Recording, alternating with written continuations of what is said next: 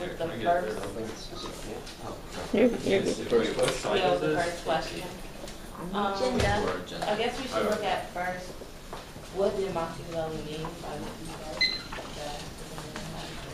So I took this as like what he mean. We're talking about what he means is like a great pretender in this sense. Yeah.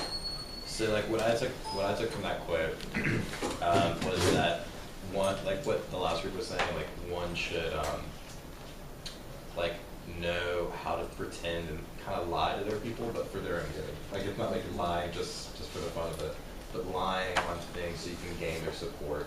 But like what he said a ruler must be friendly and agile enough to succeed. So basically like a fox, like he uses a quote, a ruler should be able to between a prince, therefore being compelled knowingly to adopt the beast, ought to choose the fox and the lion, because the lion cannot defend himself against the snares, and the fox cannot defend himself against the wolves. So basically, you should. I use this exact quote. You should.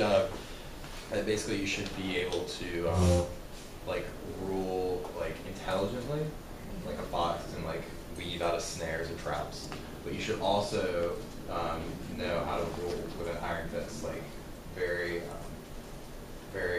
straightforward, and so it makes your people fear you. But basically, like ruling like a fox, it entails being a great pretender and dissembler, aka gaining the public support by doing stuff that they like. Yeah, I want to say that I agree with you when you said to deceive others with a purpose. Like he didn't say lie, just go out and lie about everything. Lie with a purpose. Yeah, he said on page 57, a prudent ruler cannot and must not honor his word when it places him at a disadvantage, and when the reasons for which he made his promise no longer exist.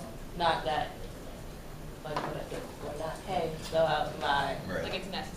Also, going off of force, it's kind of, he says also in chapter 18, how you kind of have to go about being a politician in two ways, with law and with force, and that's kind of like the fox and lion thing. Like a fox, you're trying to abide by laws because you're not strong enough to use force. But if that doesn't work, you have to resort to force, which is the lion, and being fearful. I kind of took it as he was saying from a ruling perspective that it was almost a necessity to be able to lie to the people and have a false appearance, not like straight up lie, but like seem more intimidating than he really is, and like seem like he could be cruel to make his people like act better and stuff.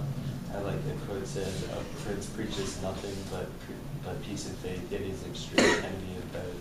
If he had been true to either of them, he would have lost either his power or reputation. So kind of like if he does like do these things, that people could take him either more lightly or not like him as much, if he's being straightforward with them, because they just like that it could be something that he says that just ruins his reputation. Yeah, well, also, kind of going off of you, Matt, he says on page 58 in the Penguin Classic book, he kind of talks about how men in general judge by their eyes rather than their hands, because people, if you look like you're doing the right thing, people usually won't judge it or, dig deeper, but some people will. So you kind of have to look better on the surface, and then if necessary, you have to actually do that. And that's kind of the idea of his political stance. Like, lie until it's no longer possible. Well, not lie completely, but stretch the truth. Yeah, I feel like with both of you, you guys mentioned appearance and reputation.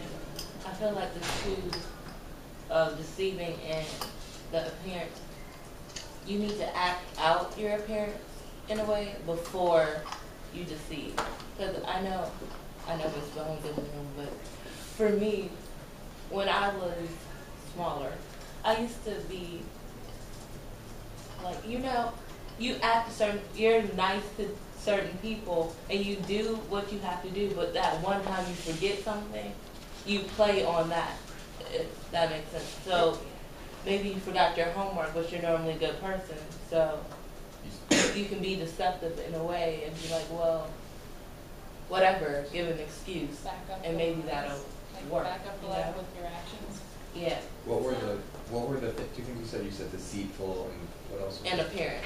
Like if Appearance. you're, Aren't they kind of the same thing? Like a deceitful and a false appearance are kind of like the same well, I'm thing. saying that maybe, More like a reputation, maybe. yeah, that maybe your appearance doesn't have to be false all the time, but Right. when you need it to, you work with it. Does that make sense? Like the situations, like a ruler would have. So do you think we should move on to the next part of the questions about is this good advice in public life or private life? Yeah. Well, Forrest, do you have something to add at the end?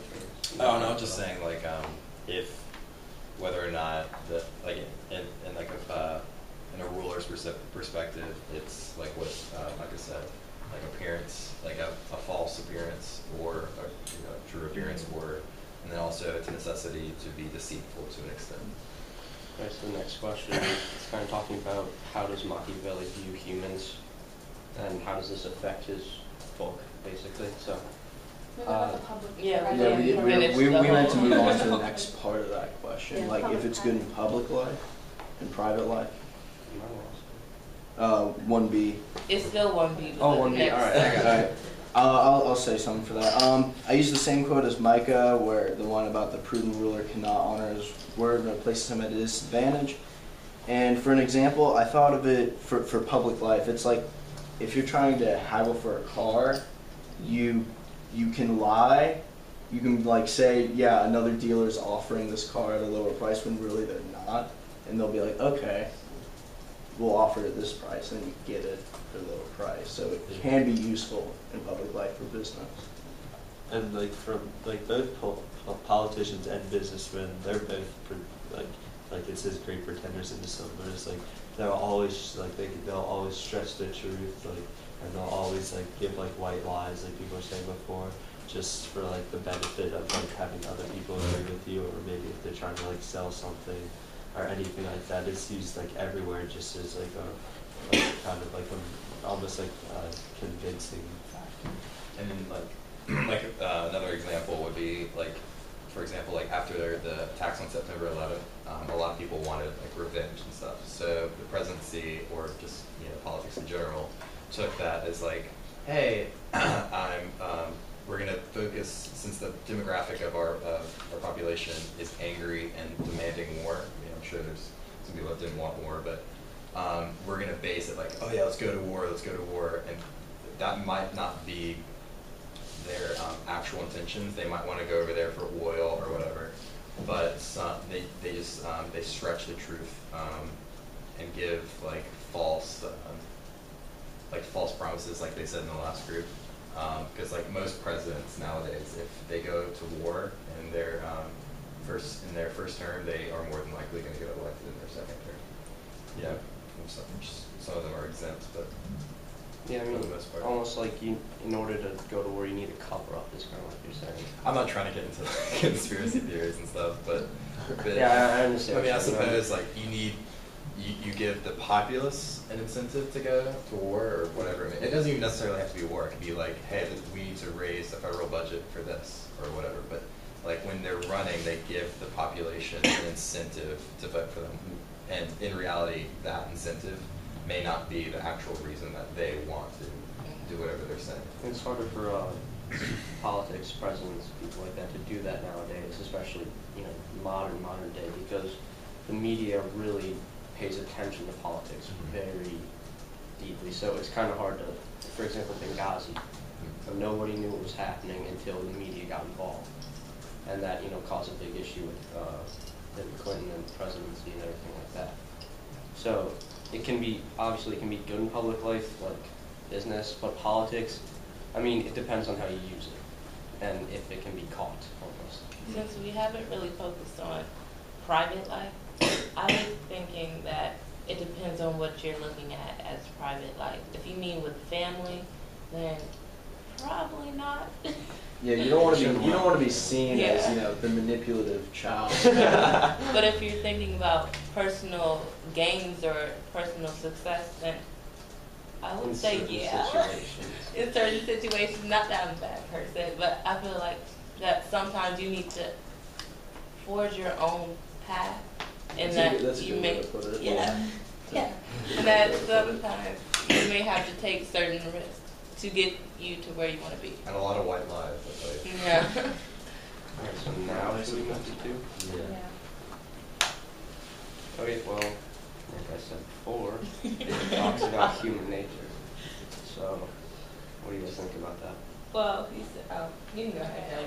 Yeah. Well, his whole advice is like kind of, it seems like kind of harsh and kind of cruel, and it's kind of all based on because like men are, like he says at one point, like a generalization about men. They're ungrateful, fickle liars and deceivers, and they're greedy. So I mean, it's like a pretty pessimistic view of like humans, and it kind of influences his advice, so it's like a little more untrustworthy of the people. Well, I feel it's more realistic because we just said that, yeah, we're gonna make a few white lies or whatnot, but it's all for, like he said in the same quote, we're greedy for profit. So now we want our gains and we want personal success. So I feel like it's realistic in that we have a driving force for our lives. And that's what differentiates a bad person versus,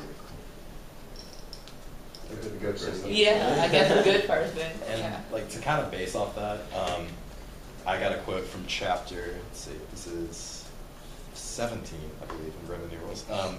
Here a question arises, whether it be better to be loved than feared or the reverse. The answer is, of course, that it would be best to be both loved and feared. But since the two rarely come together, anyone compelled to choose will find greater security in being feared than in being loved. Love endures by a bond which men, being scoundrels, may break whenever it serves their advantage to do so, but fear is supported by the dread of pain, which is ever present.